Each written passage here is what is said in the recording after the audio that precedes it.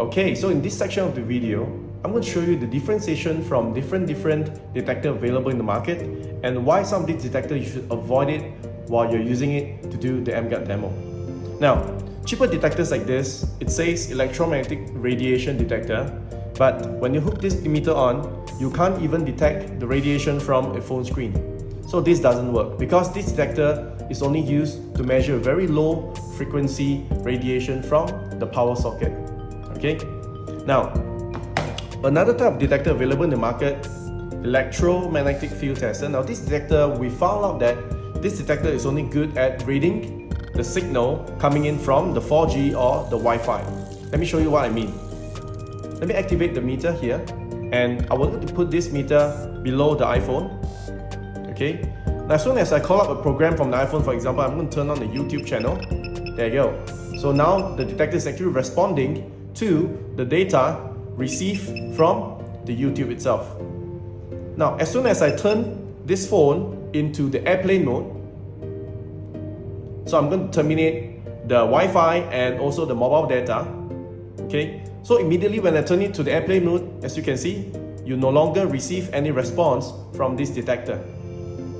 Okay, now however, as soon as I switch off the airplane mode and the data is back, the detector began to respond again to the signal from the phone. Now, why I strongly recommended RD9100 is because now even if I turn the phone into the airplane mode, means there is no data, there is no Wi-Fi, the RD has ability to pick up the radiation from the phone itself, and now it's averaging at about 1,400 microwatts to about 1,500 microwatts. Okay, so in other words, RD9100 is not picking up any signal. Instead, RD9100 is actually picking up the power density radiation coming from the battery, okay, operated in the phone itself. Now, let me show you another detector in the market. This detector is what we bought from the USA, and it's called the cell sensor. And supposedly this detector is able to pick up radiation from the cell phone. Okay, but now as soon as I hook up this meter, as you can see, okay, let me just put the meter on the table. Now, the phone is on airplane mode. As you can see, it's also picking up reading from the screen itself. Okay, now, but the thing is, we found that this detector is actually picking up and responding or reacting towards the metal part of the phone. Now, I'm going to turn off the phone. Okay, let me switch off the phone now. And let me show you what I mean.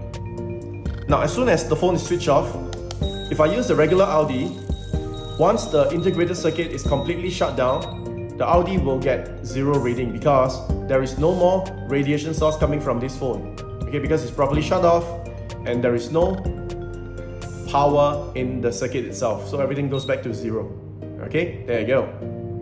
Alright, now, but for this detector itself, although the phone's already been shut off, you can still pick up reading from the phone itself.